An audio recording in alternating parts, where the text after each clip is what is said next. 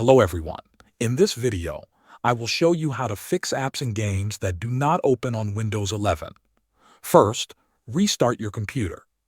This may sound simple, but it fixes many problems.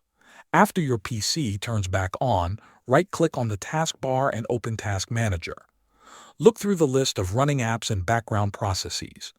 If you see the app or game stuck there, click on it once and select End Task. Close Task Manager and try opening the app again.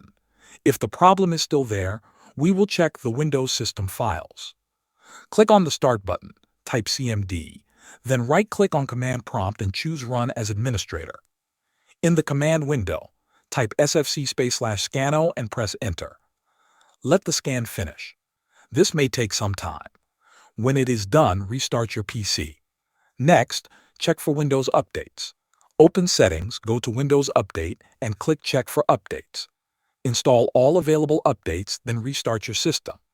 Updates often fix bugs that stop apps and games from launching.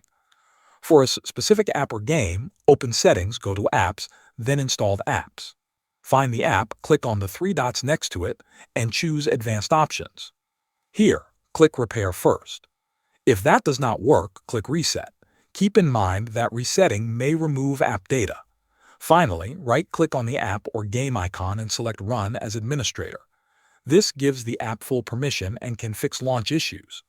After these steps, your apps and games should open normally on Windows 11. Thanks for watching.